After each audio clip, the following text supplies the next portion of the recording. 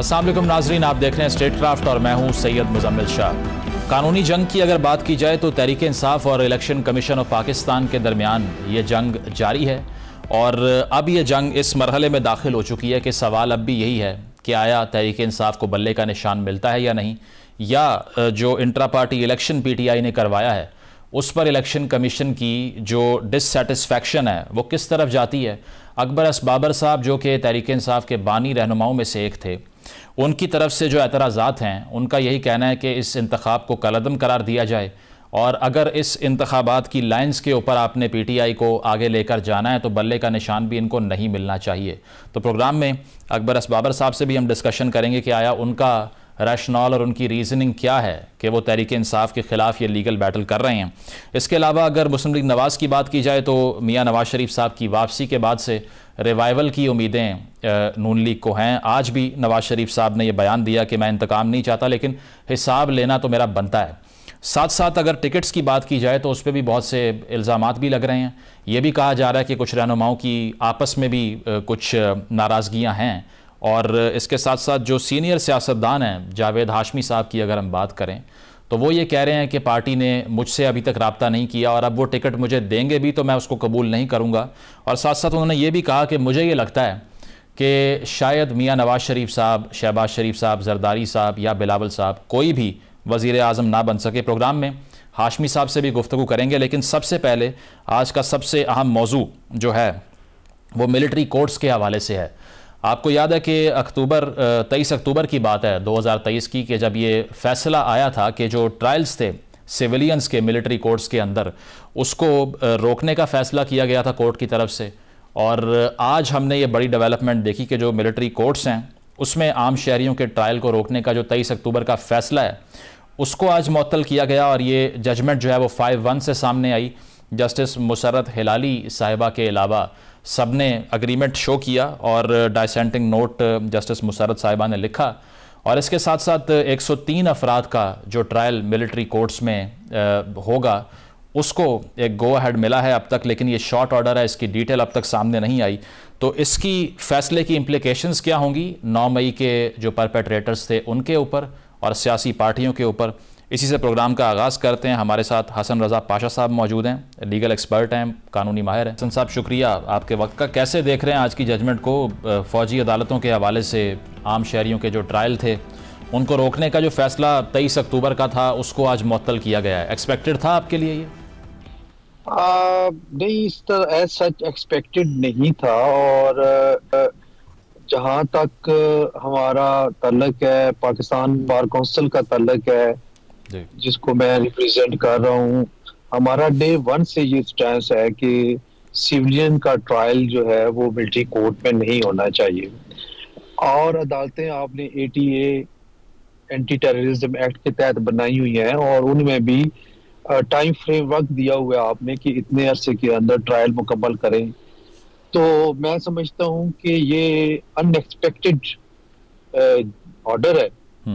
बहरहाल अब इसकी डिटेल आती है तो फिर देखते हैं कि किस बुनियाद पे इन्होंने वो सस्पेंड किया और मिलिट्री कोर्ट्स को अलाउ किया कि वो ट्रायल जारी रखें लेकिन फाइनल डिसीजन वो ना करें। हसन साहब, इसके अलावा जो 23 अक्टूबर का फैसला था उस पर एतराज़ यही रहा कि प्रैक्टिस एंड प्रोसीजर जो है वो अभी मूव हो चुका था और उसके साथ ही एक बेंच बनता है प्रैक्टिस एंड प्रोसीजर बिल को अवॉइड करते हुए, और इस बेंच की फॉर्मेशन ही आर्ग्यूमेंट ये किया जाता है in favour of this ruling कि इस बेंच की formation practice and procedure act की से मुताबिकत नहीं रखती थी। आप अग्री करते हैं इससे कि इसीलिए 23 अक्टूबर की जजमेंट जो है वो मुअत्तल हुई है? नहीं, मैं इससे एग्री नहीं करता था। और आपने चीफ जस्टिस साहब का जो खत है उसके जवाबी खत वो पढ़ा होगा, उसमें रीजनिंग दी गई है और उन्होंने बाकायदा इजलास बुला के तो फॉर्मेशन की है। ये कोई रीजन नहीं है। बहरहाल किसी तौर पे भी मैं इसको तस्लीम नहीं करता इसको। अच्छा, कॉन्स्टिट्यूशन ऑफ बेंचेस कमेटी नहीं की है और अगर एक मुअज़्ज़ज़ जज साहब उसमें नहीं बैठे अपनी किसी दीगर मसरूफियत की वजह से तो इसका मतलब ये नहीं है कि उनको शामिल नहीं किया गया। उनको हर इजलास में बाकायदा तौर पे बुलाया गया है और उनसे मशवरा किया गया। लेकिन इसके अलावा एक कंफ्यूजन ये है कि अब 103 अफराद का जो ट्रायल है वो जारी तो रहेगा जिस तरह से अदालत का हुक्म है, लेकिन एक और चीज़ ये है कि तमाम जो गिरफ्तार मुल्ज़िमान है हतमी फ़ैसला इसके ख़िलाफ़ जारी अभी उन मुल्ज़िमान के ख़िलाफ़ नहीं किया जाएगा। आज की इस रूलिंग में ये भी शामिल है। इसका क्या मतलब है? एक तरफ अलाउ किया जा रहा है और ये भी कहा जा रहा है कि हतमी फ़ैसला नहीं देना। देखिए, ये इंटरिम ऑर्डर है और उन्होंने सिर्फ इस हद तक अलाउ किया है कि ट्रायल कर ले। देखिए, फैसला अक्टूबर में आया, अभी तक वो फारग नहीं हुए और इस अपील के फैसले का इंतजार किया जा रहा था और उनका वो आर्मी की ही कस्टडी में थे मुख्तलिफ सेंटर्स पे।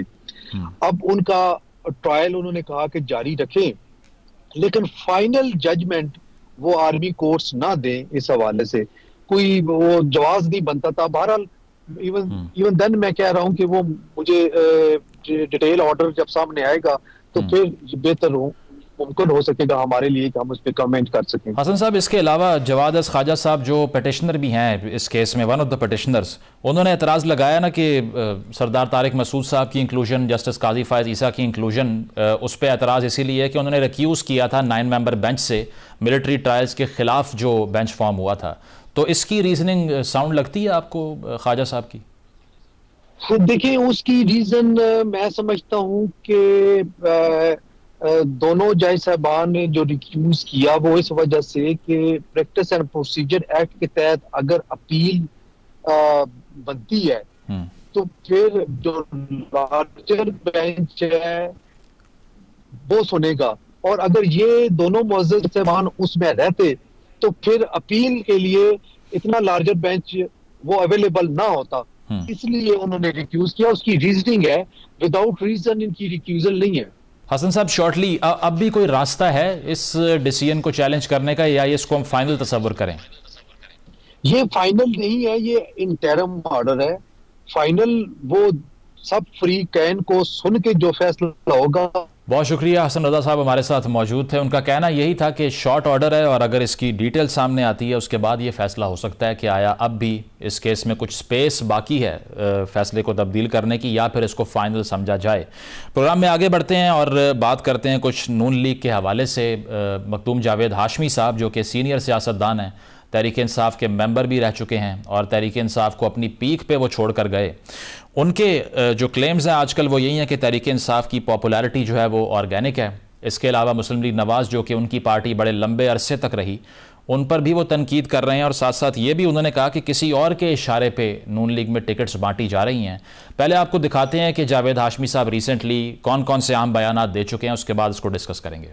इसी हवाले से हम बात करते हैं। सीनियर सियासतदान जावेद हाशमी साहब हमारे साथ मौजूद हैं। जावेद साहब, बहुत बहुत शुक्रिया आपके वक्त का। अगर मुख्तलिफ़ पार्टियों के कारकुनान की बात की जाए तो मियाँ नवाज़ शरीफ साहब काफ़ी तवील अरसे के बाद वतन वापस आते हैं और आप भी उस पार्टी का लंबे अरसे तक हिस्सा रह चुके हैं, तो एक्सपेक्टेशन लोगों ने ये की कि शायद मियाँ नवाज़ शरीफ साहब की वापसी को आप खुशाइन तरीके से देखते और उनको इस मौके पे सपोर्ट करते, लेकिन रिसेंटली आपके जो बयानात हैं वो सिग्निफाई ये कर रहे हैं कि आप जो एक्स चेयरमैन PTI खान साहब के हवाले से आप बात कर रहे हैं कि उनको मार्जिनलाइज किया गया है। क्या लगता है आपको कि इस वक्त के जो डायनामिक्स हैं, क्या ये भूल जाना चाहिए कि तहरीक इंसाफ की सियासत पहले, जिसकी वजह से आप जैसे लोगों को PTI छोड़नी पड़ गई, उसको फरामोश करके आगे बढ़ना चाहिए, या फिर ओवरऑल देखना चाहिए कि PTI की पॉलिटिक्स किस समत में थी और अब कहाँ पहुंची है?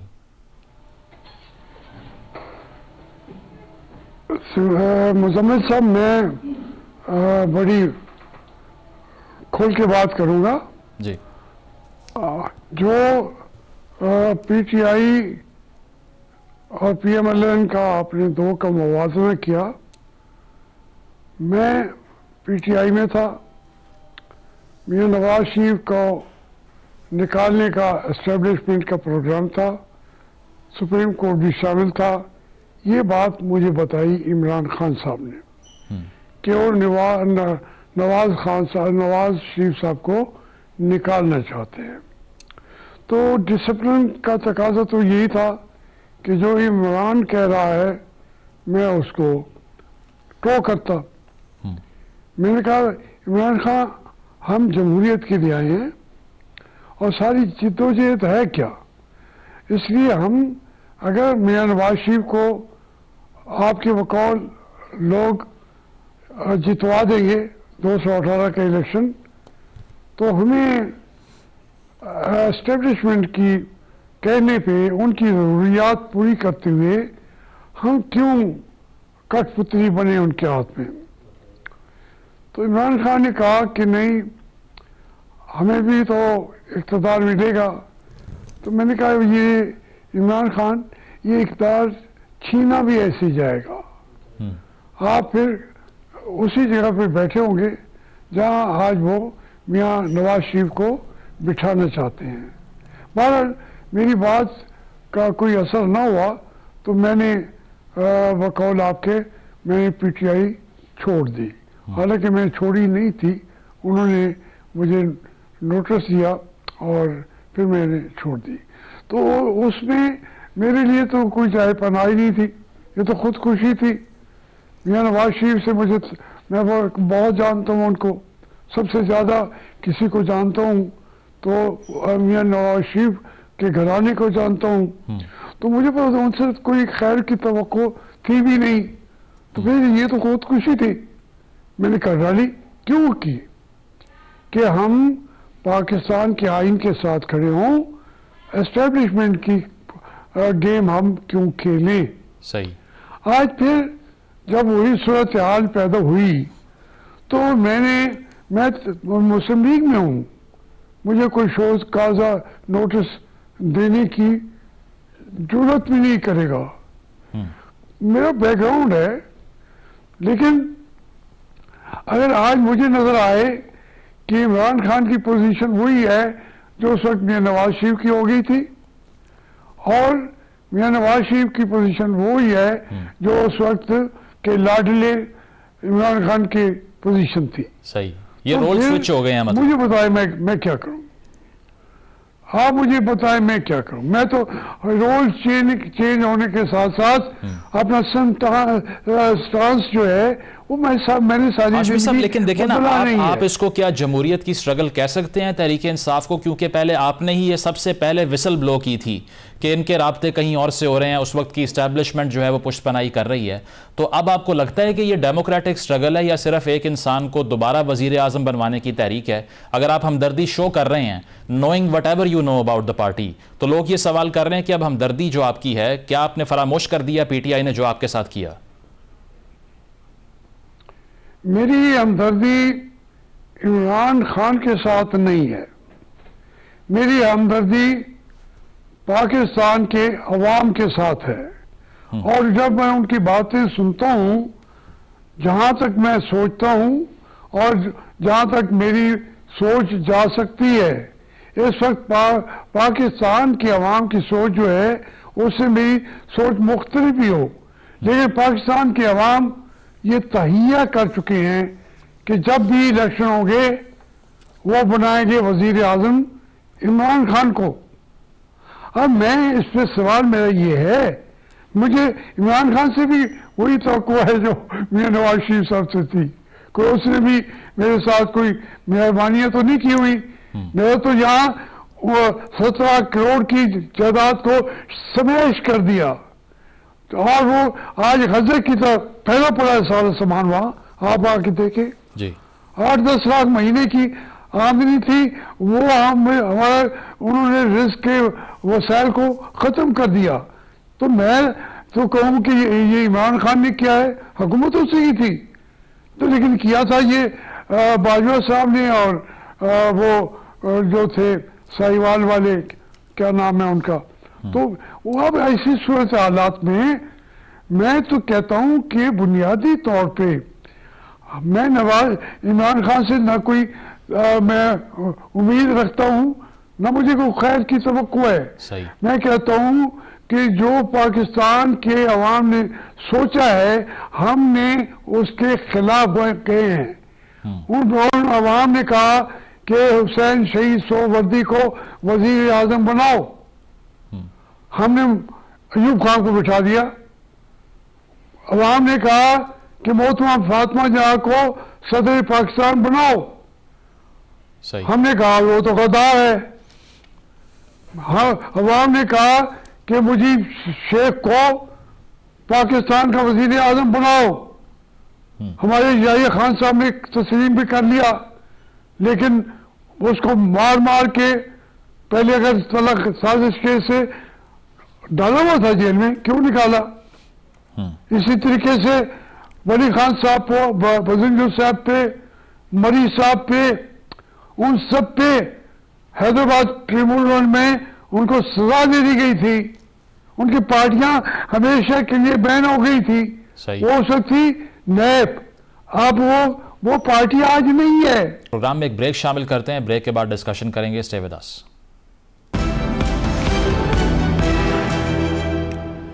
वेलकम बैक नाज़रीन, जावेद हाशमी साहब से हमारी गुफ्तगू जारी है। मखदूम साहब, टाइमलाइन बताई है तारीख की, इसी में मियां नवाज शरीफ साहब का भी चैप्टर आता है ना, वो वापस आकर ये कह रहे हैं मुझे 3 बार क्यों निकाला। आपको लगता है उनकी ये जो डिमांड है इंसाफ करने की, एहतसाब करने की, वो जेन्युइन है, या फिर इलेक्शन से पहले सिर्फ ये नारेबाजी है और अब वो बयानिया नहीं रहा, उसमें उन्होंने किसी हद तक सॉफ्टर टोन इख्तियार कर ली है? नहीं, जो उन्होंने अब ये बयानिया दिया है, मैं इस बयानिए का हामी हूं। मैं एक बात पे पूरी लीडरशिप को रिजेक्ट नहीं कर रहा। अच्छा। वो हैसियत ही नहीं है। मैं पॉलिटिकल वर्कर हूं। ये नवाज शरीफ साहब का सही बयानिया है, क्यों निकाला? सही। अगर मैं उनको नलिफाई करना चाहूं तो मैंने मियां नवाज शरीफ से मुलाकात के अंदर कहा था कि मियां साहब मुझे क्यों निकाला था आपने? उस वक्त साद हफीज साहब थे, परवेज रशीद भी बैठे थे, हसन इकबाल साहब भी बैठे थे, तो जैसे कि मुर्शदुल्लाह खान भी आ गए, तो उन्होंने कहा कि मियां साहब कर दिया तो सी। अच्छा। मैं इसकी वजह से मैं नवाज शरीफ को नलिफाई कर दूं, ये बयानिया उनका सही है, मैं इस बयानिया के साथ हूं। तो इसलिए मैं जो बात लेकिन हाशमी साहब, आपका केस हो गया, या फिर लेट्स से मिफ्ता इस्माइल साहब का केस भी आपके सामने है, शायद खाकान अब्बासी साहब की जो रिजर्वेशंस हैं पार्टी से, वो भी आपके सामने है। आपको लगता है कि पार्टी में जो भी तनकीदी बयानिया इख्तियार करता है लीडरशिप पे, वो कॉर्नर हो जाता है? नहीं, ये सिर्फ बयानिया, ये तो सारी पार्टियों के अंदर ही ऐसे है। मैं तहरीक इंसाफ में जब शामिल हुआ तो वहां के नौजवानों ने नारे लगा दिए, बागी बागी। मैं और इमरान खान ने उनको पार्टी से निकाल दिया। उसमें ये जो है न्याजी हफीजुल्लाह खान का बेटा, मेरा भी बेटा ही है, वो जेल के अंदर बेचारा बैठा हुआ है, इन्होंने मेरे हक में नारा लगा दिया तो उनको निकाल दिया। मैंने इमरान खान को कहा, भाई क्यों निकाल रहे हो? मेरा बाजू भी नहीं है, मेरी टांग भी नहीं है, मैं तुमसे कोई कम्पीट कर रहा हूं। तो उन्होंने कहा नहीं, वो दूसरे नाराज थे। ये इन पार्टियों की सबकी हालत ऐसे ही है। सही। ये जो आपने 2-3 वाकयात बताए, शायद इससे मैं डिफर करूं। मैं शायद खाकान अब्बासी के स्टैंड को भी गलत समझता हूं। मिफ्ता को वजीर तक बना दिया उन्होंने, और क्या देते पार्टी। ये इस बात से ये भी कोई होता है कि मुझे वजारत मैं पार्टी छोड़ के चला हूं, या ये है कि बाजवा को जाके अपनी बात करें शायद खाकान साहब, और इस बात पे कहें कि मुझे वजीर आजम बनाना चाहिए था, मरियम को नहीं होना चाहिए। मैं उनके बयानिए को मैं बाई नहीं करता। मैं कहता हूं उनका हक है, ये कोई मारूसी सियासत नहीं है। जो एक बच्ची जेल में बैठी थी तो उसको उसकी मां मर गई वहां पे, तो अब आप क्या कहते हैं कि उसको लोग वोट नहीं देंगे, या नवाज शरीफ को पार्टी निकाल दे, या शहबाज शरीफ को निकाल दे, या हमजा शरीफ को निकाल दे। मेरा वो मौक़िफ़ नहीं है। मैं बात ये कह रहा हूं भाई कि जब मियां नवाज शरीफ के साथ भी आज मेरे साथ खड़े होके ये हम अपनी मुस्लिम लीग के मैनिफेस्टो पे, उसके कॉन्स्टिट्यूशन पे अमल कर रहे होंगे कि हम कहते कि इमरान खान को रिहा करो, मियां नवाज शरीफ नारा लगाते, मैं उस पर मन्ना और सदकना कहता। क्योंकि ये हमारी डिमांड है हमारी पार्टियों की। हम उधर जाते नहीं हैं, अपनी जात के लिए हम उस पार्टी का भी बेड़ा कर देते हैं, वहाँ किसी की बात सुनते भी नहीं है, वहाँ जमहूरियत पार्टी के अंदर आने नहीं देते, और पाकिस्तान में कहते हैं जमहूरियत चाहते हैं हमारे लिए। लास्ट आपकी आखिरी गुफ्तगू मियां नवाज शरीफ साहब से कब हुई थी? मेरी तो जब अभी यहाँ जेल में थे, केस सुना जा रहा था उस वक्त, उसके बाद से मेरी कोई उनसे मतलब अभी पार्टी की तरफ से अगले इलेक्शन के लिए किसी भी पर्सनालिटी ने राब्ता नहीं किया, और आपकी स्ट्रेटजी क्या है, किस तरह से आप इलेक्शन में जाना चाहेंगे आज़ाद उम्मीदवार के तौर पे जो आप कहते रहे हैं? नहीं, मुझे जमात ने तो कुछ कहा नहीं। मियां नवाज शरीफ ने ये कहा था कि अगर आप इंतखाब लड़ेंगे तो हम आपके मुकाबले में PMLN का कैंडिडेट खड़ा नहीं करेंगे। अच्छा। लेकिन अभी सुना है कि वो सीट पर जहांगीर तरीन को शायद कोई सीट एडजस्टमेंट हुई है, या जो भी हुआ है, मुझसे बार उन्होंने बात नहीं की, और मैंने सारी जिंदगी किसी पार्टी के लिए टिकट के लिए कभी दरखास्त नहीं दी। मुझे उन्होंने इनायत की 4 सीटों पे भी मुझे लड़ाया गया, 2 सीटों पे इमरान खान साहब ने भी मुझे लड़ाया और मैं कामयाब हुआ, लेकिन कभी मैंने कभी भी दरखास्त नहीं की मैंने कि मुझे टिकट दिया जाए। हाँ, अल्लाह ताला ने पूछा है कि मैं क्या करूँगा, मैं बिल्कुल इलेक्शन लड़ूंगा 149 से, मुल्तान से, और आज़ाद हैसियत में लड़ूंगा, और इंशाअल्लाह ये तो कोई ज़रूरी नहीं होता कि मैं जीत जाऊँ, मैं जीत सकता हूँ, मैं हार सकता हूँ, लेकिन इस पॉलिटिकल प्रोसेस का हिस्सा मैंने बनना है। इसके अलावा जो इल्ज़ामात लग रहे हैं कि नवाज शरीफ साहब लाडले बन चुके हैं या फिर प्राइम मिनिस्टर इन वेटिंग हैं, आपको लगता है ऐसा ही माहौल है कि बाकी पार्टीज के लिए वो लेवल प्लेइंग फील्ड नहीं है जो उनके लिए है इस वक्त? नहीं, मैं उन लोगों से एग्री नहीं करता। मेरा अगर पूछना चाहते हैं मियां नवाज शरीफ और शहबाज शरीफ, मरियम नवाज या अपना हमरा या इमरान खान या जरदारी साहब, इनमें से कोई वजीर आजम नहीं बनेगा। कोई वजीर आजम नहीं, हमारी एस्टेब्लिशमेंट नहीं बनेगा, क्योंकि वो अपनी मर्जी का, जैसे काकड़ साहब बैठे हैं, उनके कोई इसी नाम के और कोई और आ जाएंगे या यही कंटिन्यू करेंगे। आप कौमी हुकूमत की तरफ इशारा कर रहे हैं? ट्रांसफर करना जी, कौमी हुकूमत मैं कहता हूँ कि पावर को ट्रांसफर, क्या आप कौमी हुकूमत की तरफ इशारा कर रहे हैं कि उसका इम्कान है? मैं ये कहता हूँ कि पावर जिनके पास है वो पावर ट्रांसफर के लिए इलेक्शन करा नहीं रहे। जिस दिन उन्होंने पावर ट्रांसफर के लिए इलेक्शन कराए तो पाकिस्तान के अंदर मुकम्मल एक इलेक्शन होंगे, जो भी पार्टी होगी, लेकिन पाकिस्तान जमहूरियत के रास्ते पे चलेगा। हमारी मईशत जो है और ये सुरैया तक पहुंच जाएगी। जब उन्होंने चाहा, वो चाहते ही नहीं है। आप इतना ज्यादा बातें मुझे ना कराए कि वो सिर्फ मुझे ना चाहते हों। मुझे तो देखिए, मैं एक बात करके खत्म करता हूँ। मेरा ये, जब मैं पहली दफा मुशर्रफ ने जेल में मुझे डाला, मेरे पास जमाली साहब का एक मिनिस्टर आया। उन्होंने कहा कि वो तय कर चुके हैं कि आपका बाजू और आपकी टांग काम नहीं करेगी। तो जमाली साहब कहते हैं, मेरे हाथ से बात निकल रही है, मैं तो तुम्हारा वही जबल हूँ, तुम्हारा भाई हूँ, खुदा के लिए रुक जाओ, वरना इन्होंने तो मैं तो डाला उन्होंने जेल में। वो मेरे बाजू और टांग वापस तो नहीं आए। ठीक है, बहुत बहुत शुक्रिया जावेद हाशमी साहब, आपने अपना कीमती वक्त दिया। उनका कहना यही था कि जो इंतखाब होने जा रहा है उससे उनको इतनी एक्सपेक्टेशंस नहीं हैं, और साथ साथ उन्होंने गिले शिकवे भी किए तहरीक इंसाफ से, और ये भी कहा कि मियां नवाज शरीफ साहब ने उनको इंश्योर किया था कि जिस भी हल्के से वो इलेक्शन लड़ेंगे वहाँ पर नून लीग का उम्मीदवार नहीं होगा। लेकिन अब लगता यह है कि जहांगीर तरीन साहब उनको कम्पीट करेंगे। एक ब्रेक शामिल करते हैं प्रोग्राम में, और ब्रेक के बाद तहरीक इंसाफ और इलेक्शन कमीशन के दरमियान जो जंग जारी है उसको डिस्कस करेंगे। Stay with us.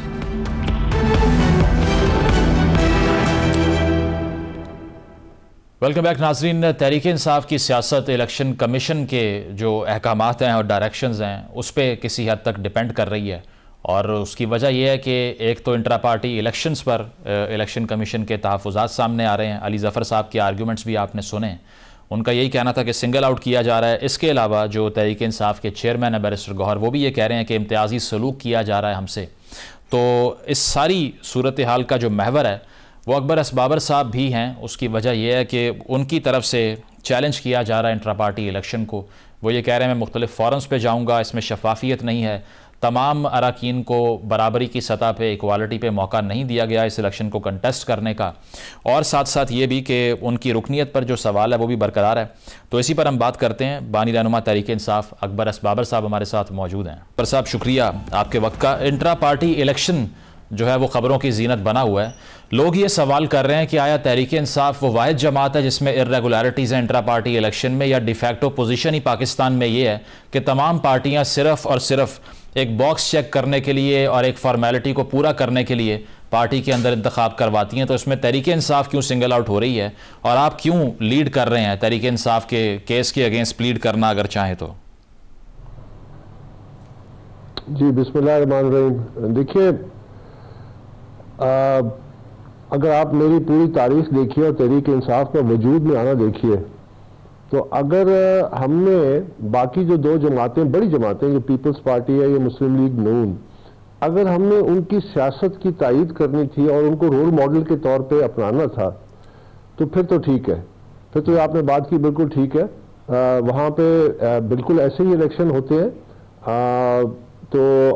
फिर मुझे भी नहीं सवाल उठाना चाहिए था, जबकि मैंने सबसे पहले ये सवाल दिसंबर 2012 में इलेक्शन कमीशन के सामने उठाया था, जब पहले बड़े पैमाने पे इंट्रा पार्टी इलेक्शंस जो ज़्यादा पॉपुलर बेस बढ़ चुका था इस्लामाबाद कैपिटल टेरिटरी में, उसको मैंने चैलेंज किया था जस्टिस फखरुद्दीन इब्राहिम लेट जो थे उनके सामने। वो डॉक्यूमेंटेड सारा मौजूद है।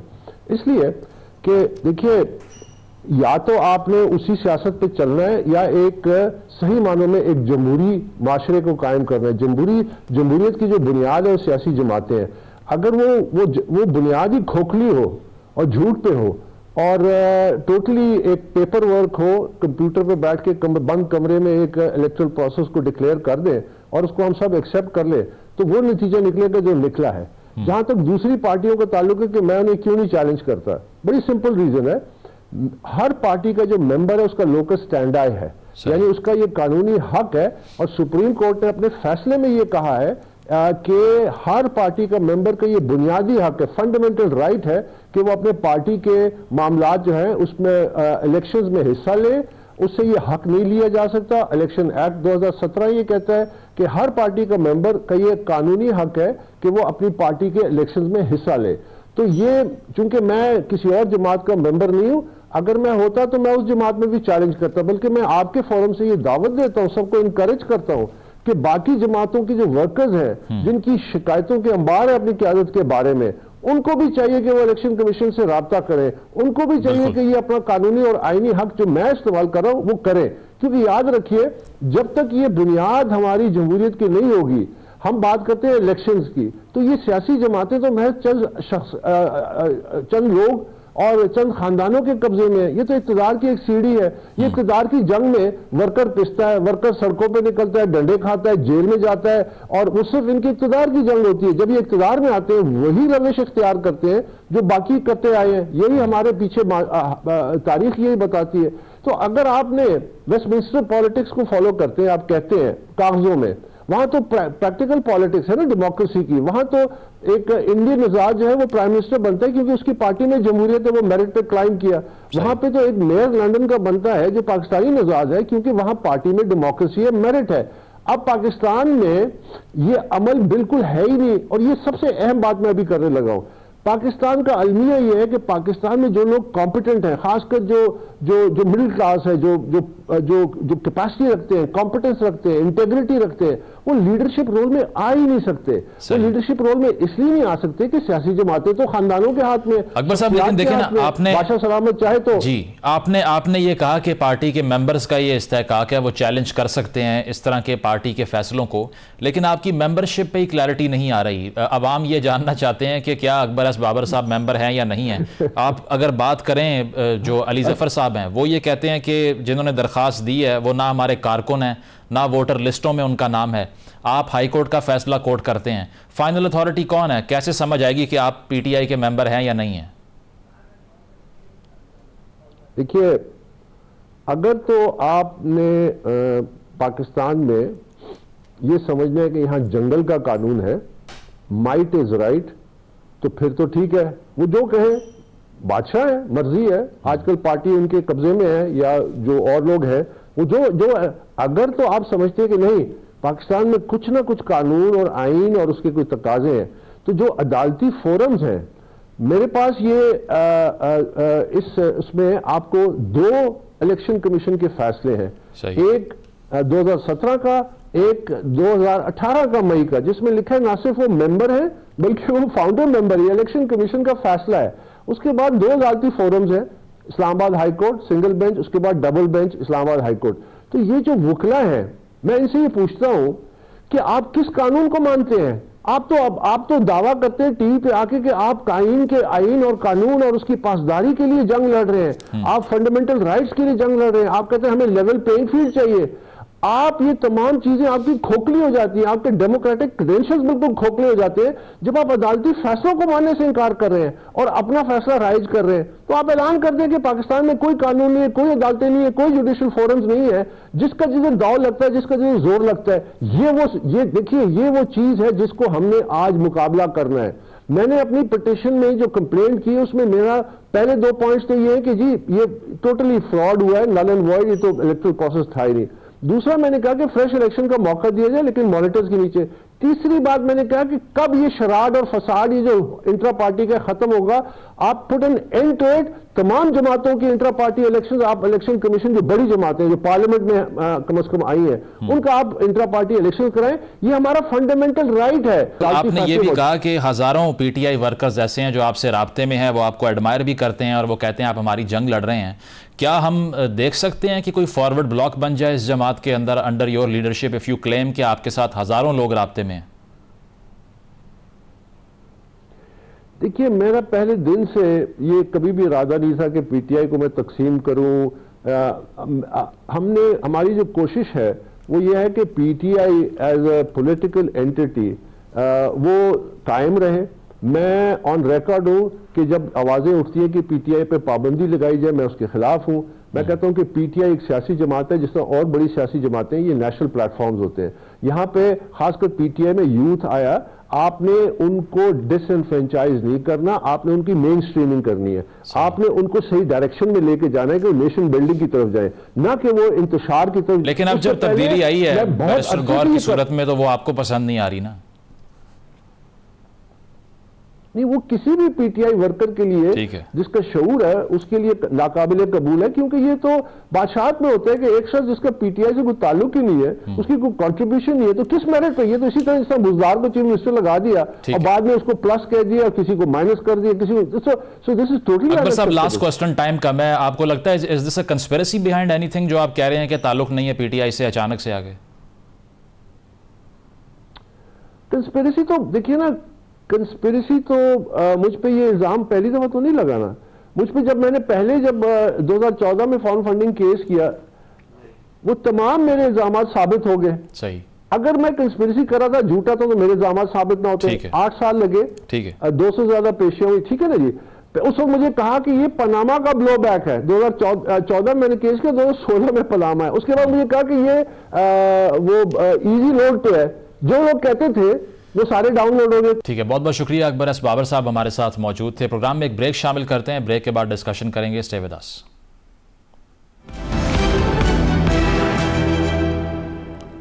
वेलकम बैक नाज़रीन। इंट्रा पार्टी इलेक्शंस की अगर बात की जाए तो मुख्तलिफ पार्टीज़ को अगर हम कंपेयर करें तो पार्टी के अंदर डेमोक्रेसी होना अब भी ऐसा लगता है कि वो नामुमकिन है। उसकी वजह यह है कि अनफॉर्चुनेटली पाकिस्तान की सियासत को, पाकिस्तान की सियासी जमातों को अब भी पर्सनैलिटीज़ और शख्सियात डोमिनेट कर रही हैं, जबकि होना ऐसा नहीं चाहिए। होना ये चाहिए था कि कारकुनान को मौका मिलता कि वो टॉप टियर लीडरशिप का हिस्सा बन सकते, लेकिन हर पार्टी के जो डाइसेंटिंग किस्म के कारकुनान हैं वो यही कहते हैं कि वो मौके नहीं हैं उनके लिए लीडरशिप रोल हासिल करने के लिए जो कि होने चाहिए। तो आया ये मामला तहरीक इंसाफ का हो या दीगर पार्टीज़ का हो, इस पे हमेशा से रिजर्वेशन यही रही है क्या आया ये पार्टीज़ डेमोक्रेटिक पार्टीज़ हैं या फिर पर्सनैलिटी और शख्सियत की डोमिनेटेड पार्टीज़ हैं? प्रोग्राम आपने मुलाहिज़ा किया, अपना फीडबैक ज़रूर दीजिएगा। इजाज़त दीजिए, अल्लाह हाफ़िज़।